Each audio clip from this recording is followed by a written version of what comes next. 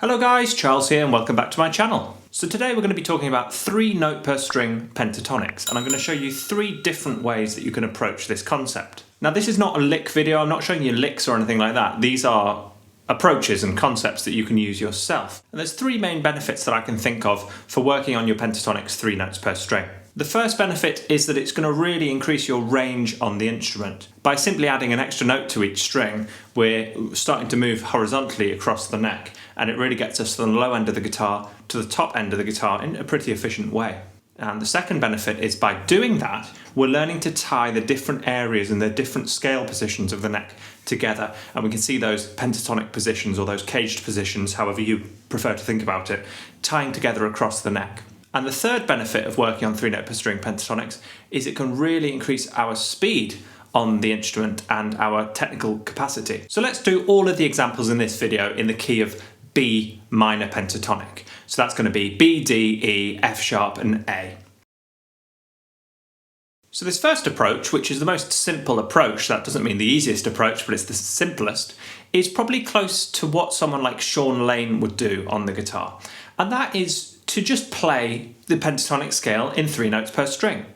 Now, Shawn Lane was obviously hugely influenced by Allan Holdsworth, and I think this is kind of a pentatonic interpretation of the 4 note per string scalar playing of someone like Holdsworth. However, Shawn Lane was also a pianist, and I think he was probably inspired by guys like Tatum and Peterson, who can quite effortlessly, in some keys on the piano, do these beautiful pentatonic runs, and I've no doubt that Shawn Lane would have found those quite inspiring, as you will if you go and check those out. So all we need to do for this one is pick a position and play it 3 notes per string. Now I won't run through all the different positions, but I'll just show you my favourite one, which is to start actually on the 7th degree of the scale. So in this instance that would be A in the key of B minor, and 3 notes per string starting on that note. So we'd have A, B, D, E, F sharp A, B, D, E, F sharp A, B, D, E, F sharp, and A, B, D. And you see I've pretty much run out of neck there if I'm on a 22 fret guitar. I've got a 24th fret, so I could have gone up to an extra E there. But for many of you, if you've got a 22 fret guitar, then you can see the benefit of starting on the 7th degree. Now running this straight from the bottom of the neck to the top of the neck is really, really difficult. The technical facility needed to do that is far beyond me. That's why Shawn Lane did it so much. The technique is just on another level. So for us mere mortals, a great approach is just to pick a couple or 3 strings at a time and work on those. So for example, we can just take the bottom 3 strings and experiment with them. So I can go. So something like that's just a nice easy run to get me up to the 5th of my scale, which is a pretty common note for starting a melody on. So we can use this as kind of a run up or a launch into a melody. That sort of thing. Now the reason that going across all 6 strings is so much harder, you see I'm travelling through 4 strings there really, I'm doing 3 strings and then landing on the 4th. So it shouldn't be that much harder to do all 6. But the reason it's harder is because of the G and B string pairing. If I'd got to the G string in this position, I would be going F sharp A, B. And now I've got to get my first finger 1 fret lower to D, which gives me this really like tight finger position, not very comfortable. So one way to get around that is to actually double this note, and I can go, if I double the B there, and that takes me beautifully up to the note B, back to the root. That sort of thing. So I can travel across that G to B string by doubling the note.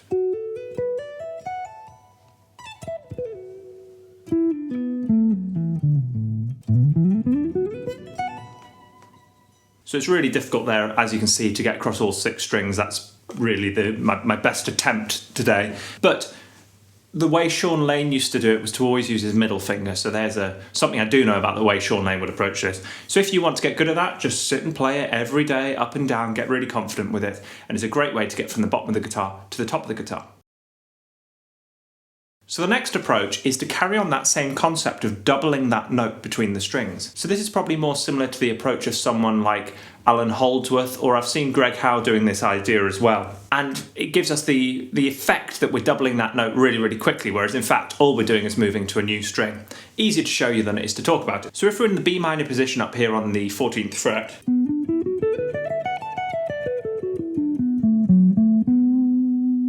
in this position here. So all we're going to do again is play 3 notes per string. But after the 3rd note, I'm going to move to the new string and stay in position. So I've gone B, D, E, so I'm going to play another E, E, F sharp, A, and repeat that pattern up the neck.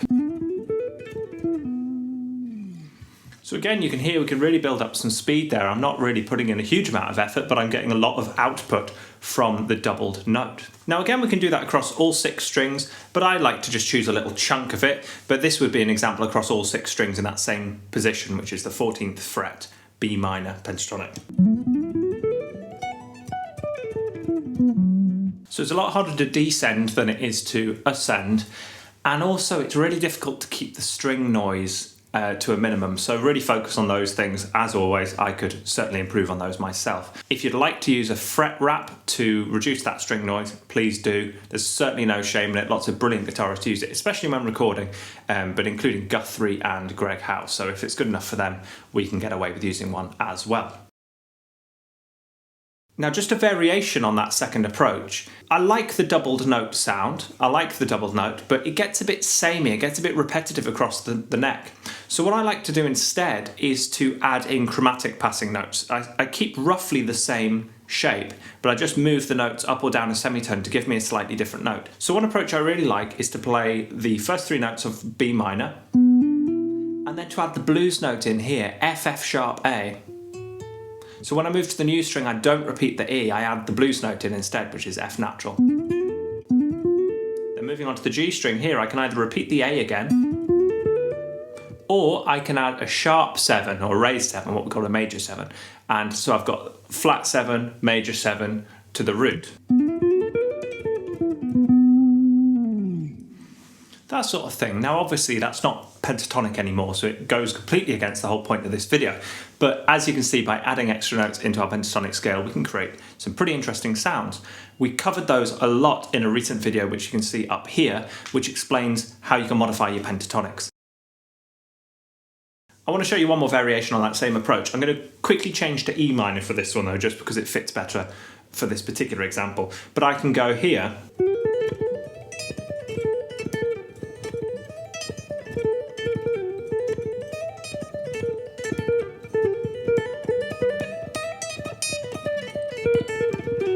all that weird sounding stuff I'm just doing there. All that is I've added in 3 passing notes to my minor pentatonic. So I'm playing E minor 3 notes per string, but I'm adding in quite a few extra notes here. So I'm actually starting on the 2nd F sharp. So I'm going F sharp, G, B flat on this string, which is the 2nd, the minor 3rd, and the blues note. Now when I'm moving to the new string, I'm simply going to the note A. Now the thing there is, because I was just playing a B flat, I'm moving to a new string and the note's actually getting lower. To B. So this is kind of like a weird enclosure encirclement thing. Remember, I'm in the key of E minor for this one example. So F sharp, G, B flat, A, B, D, then the major 7 again, D sharp, E, G.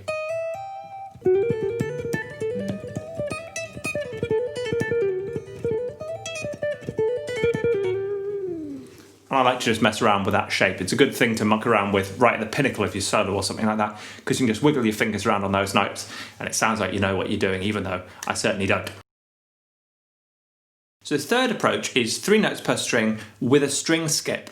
Now I can't remember exactly who I pinched this one from, so I'm going to credit Paul Gilbert, because I think it was probably Paul Gilbert. But I've done this one for absolutely years, and it's a really great approach with a couple of variations from other players, which I'll show you as well. So back to our 14th fret pentatonic, we're simply going to string skip. Something like that. Again, really tricky. I should really have recorded this video with distortion and then I would have sounded really good. But of course, do practice these on a clean sound. Again, that one with the string skip, even harder to keep your string noise down. So yeah, I should have used a fret wrap and loads of distortion and loads of delay and reverb, and I would have sounded like a monster.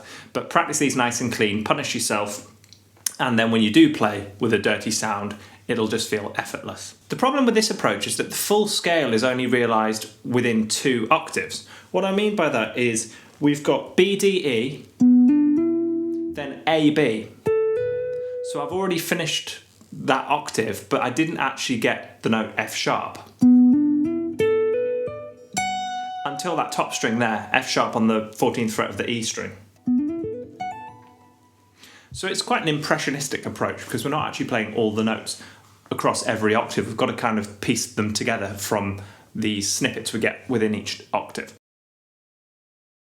What some players do, there's two approaches I'll show you. The first is this kind of Tim Miller approach. We know Tim Miller is the 2-1-2 guy, but he also does 3-1-3. So what Tim Miller might do is just add that extra note as a one note on, for instance, this case would be the F sharp on the D string just by itself. Just like that. So I've got the full scale in the octave now. Now this second octave, if we just play it with the string skip, is missing out the fourth, which is E. So we can add him in as well.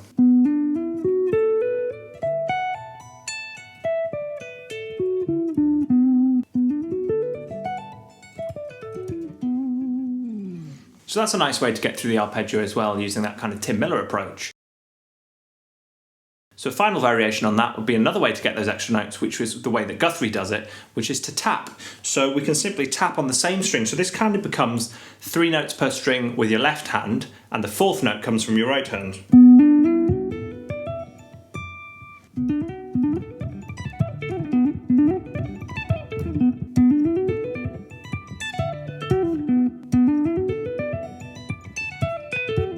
That's tough, that one. Again, the string noise is pretty outrageous there. But given the right conditions, you can certainly get that one very, very fast indeed, as Guthrie does. Probably fret wrap, bit of distortion would really, really help you out there. So I hope you found those ideas enlightening and that those might open up your ears to some new variations on the pentatonic scale, which you've probably been playing since day one of your guitar journey. So there is plenty of opportunity to increase our range on the instrument, our technical capacity, and start to connect those shapes together better on the neck. So I hope that you can see how those patterns might help you do that. If you found this video useful, please do give it a like, subscribe, ding that notification bell, and share with any of your friends who might also benefit from this content. Let me know what else you'd like to see covered on this channel in the comments down below, and let me know if you're going to be giving these ideas a go yourself. And as always, I hope you're all doing very well, getting plenty of practice in, and I very much look forward to seeing you in the next one. Cheers. Roll up, let me embed a story you'll never forget. A drip, drip, but drowning in debt now. You can't buy your way out, and I heard you find it difficult to cope.